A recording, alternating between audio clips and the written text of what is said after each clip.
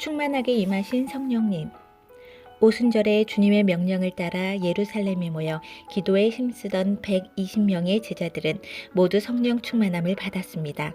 이 사건을 통하여 교회가 세워졌고 여러 지역으로 복음이 전파되기 시작했습니다.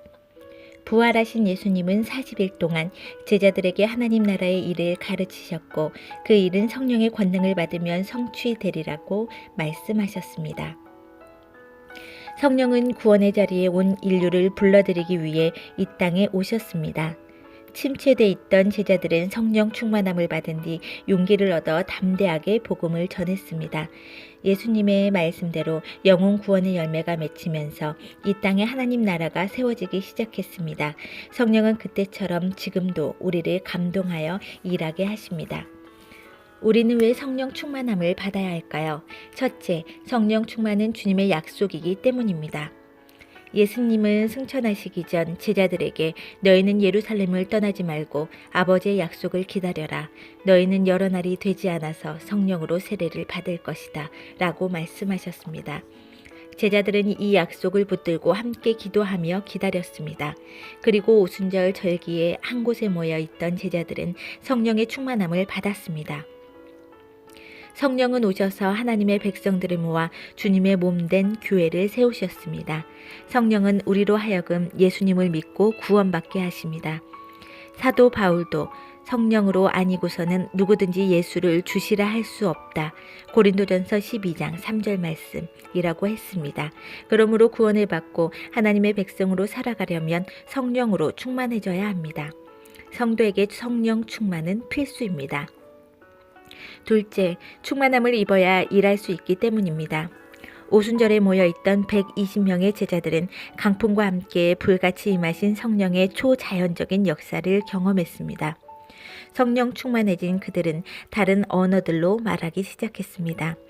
이 소리에 많은 사람들이 몰려왔고 세계 곳곳에서 온 사람들은 각각 자기들의 언어로 말하는 제자들을 보며 놀라워했습니다. 갈릴리 사람들의 언어 실력을 초월하는 현장을 목격했기 때문입니다. 이처럼 성령은 어떤 조건도 초월하여 역사하시는 능력의 하나님이십니다. 인간의 능력을 초월해 역사하신 성령의 임재를 보고 무리는 세술에 취하였다라고 조롱했습니다. 그러나 예수님은 앞서 성령을 보혜사로 소개하시면서 너희 안에 영원히 함께 계실 것이라고 말씀하셨습니다. 연약한 우리는 이러한 보혜사 되시는 성령으로 충만함을 받아야 사명을 감당할 수 있습니다. 셋째, 복음 증거는 성령의 일이기 때문입니다. 성령으로 충만함을 받은 자는 하나님의 큰 일을 말하게 됩니다. 하나님의 큰 일은 예수 그리스도께서 십자가와 부활을 통하여 이루신 구원 사건을 말합니다. 성령은 만민에게 복음을 전하게 하심으로 예수님을 높이고 모든 입으로 예수님을 그리스도라고 고백하게 하며 그 앞에 꿇어 경배하게 하십니다. 그리하여 이 땅에 주님의 몸된 교회를 세우고 하나님 나라를 이루어 가십니다. 성령 충만함을 받으면 열정을 가지고 복음 전파에 헌신하게 됩니다.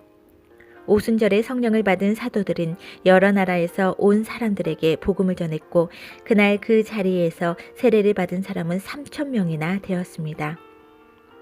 우리는 땅끝까지 이르러 내 증인이 되라 하신 사명에 순종하기 위해 성령의 충만함을 받아야 합니다. 성령 강림점을 맞아 우리는 120명의 제자들처럼 오직 성령으로 충만해져야 합니다. 성령 충만을 경험한 제자들은 세상으로 나아가 담대하게 복음을 전했습니다. 우리도 성령의 충만함을 받아 담대하게 신앙생활을 하며 복음의 증인이 되어 영혼 구원과 세계 선교의 사명을 감당해야 하겠습니다.